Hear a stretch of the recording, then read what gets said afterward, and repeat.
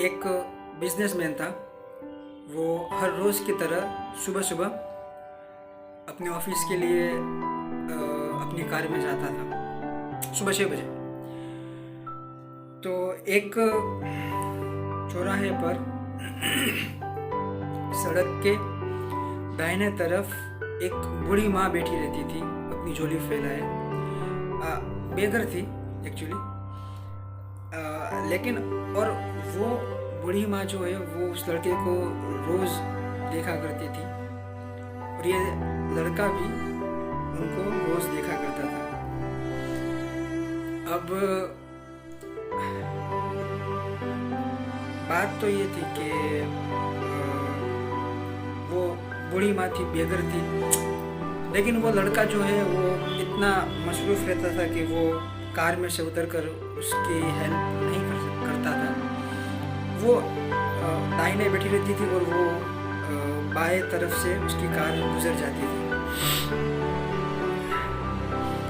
लेकिन थोड़े दिन बाद जब वो कहीं एक ढाबे पर खाना खाने के लिए गया तो उस बूढ़ी माँ का लड़का उससे मिला और उस लड़के ने उसे कहा कि तुम्हें मेरी अम्मी बुलाती है। तो वो लड़का वहाँ से उठा और उनसे मिलने गया। तो बूढ़ी माँ ने उसे देखा तो देखते ही वो दिल खोलकर रोने लगी, सिसक सिसक कर रोने लगी और बहुत सारी दुआएं दी उस लड़के को। वो लड़का कुछ समझ ही नहीं पाया कि ऐसा क्यों हो रहा है। हालांकि वो लड़का पहचान गया कि वो वही बूढ़ी माँ है जो हर रोज़ रास्ते पर वहाँ बैठी रहती थी और वो उसे कुछ रुपया नहीं देता था।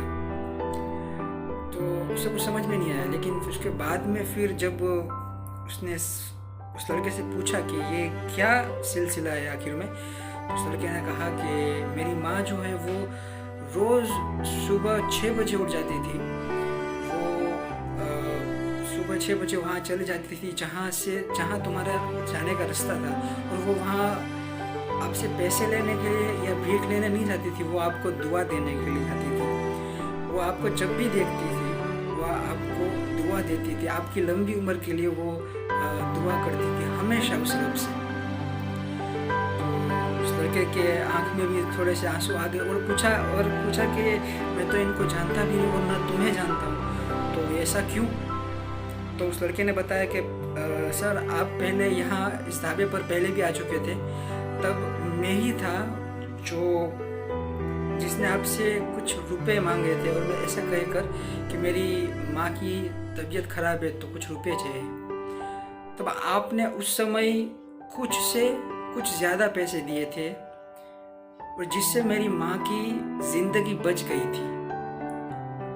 वो उस स्टेज पर थी कि अगर मैं पैसे लेकर नहीं पहुँच सका तो वो मेरी माँ गुजर जाती।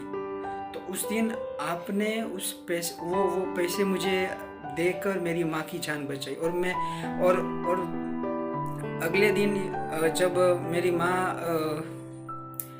ठीक हो गई और डिस्चार्ज हुआ जब मेरी माँ का हॉस्पिटल से, तो हम जब दरगाह जा रहे थे तो मैंने आपको देखा था और मैंने कहा था अम्मी ये वही साहब है जिनकी बदौलत आप अपने पैरों पर खड़ी है।